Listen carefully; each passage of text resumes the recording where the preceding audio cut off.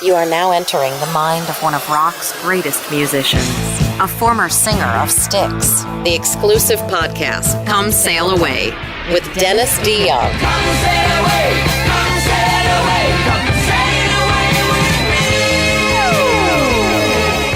me. I don't know why, but when I was 10, 11 years old, I used to have these advertisements for travel in the Sunday edition of the paper, and I fantasized about coming to Florida on vacation with my parents to the Castaways. And I don't know why. It's odd. Maybe because we always went to Bass Lake, Indiana, where the whole lake, you could walk across it. But it's weird. I'm down here now a little bit from time to time, quite a bit, as a matter of fact. And I really like it down here.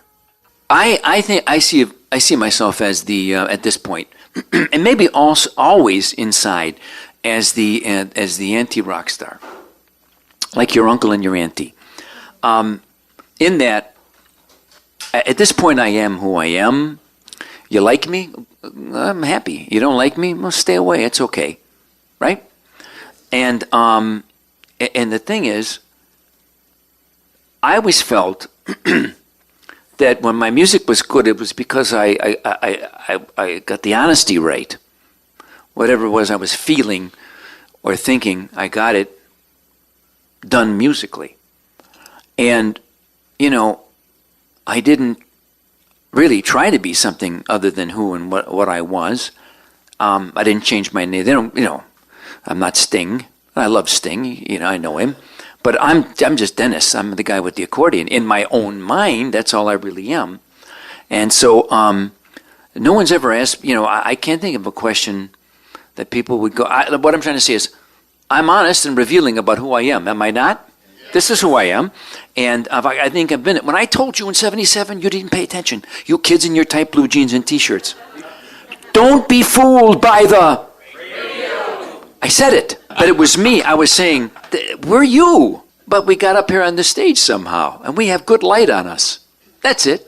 But we can write these songs. Look, if I was the best, if I was one of the best school teachers, because I taught for 3 years, if I was, and you read about me in the paper, teachers, I see this all the time, Teacher of the Year award, right? Oh, Kim Kardashian, this is human nature. So if you're one of the great teachers of all time, you're not going to be as famous, rich, or successful as Dennis DeYoung, the rock star. Is that right? I don't know. Probably not. Although really, I've been thinking about this recently, not to denigrate what I do, because I think what I do is I make people forget for a very brief, short time what they don't want to think about. And sometimes, if I'm good enough and lucky enough, I enlighten them and make them think that there's somebody else, musically, that feels the way they do. And that's what I do. And you know what? Maybe that is important. Maybe it's more important than I've given it credit for. Because you'd like to cure cancer. Or teach young people to be decent human beings. These are noble goals. But me?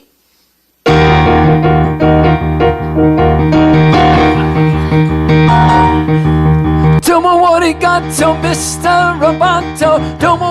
Come on, everyone. 1, 2, 3, 4.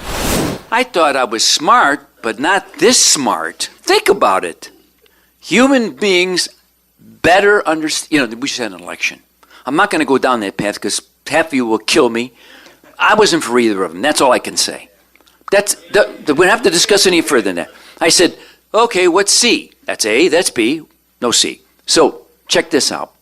We got to make a bargain with the machines we create.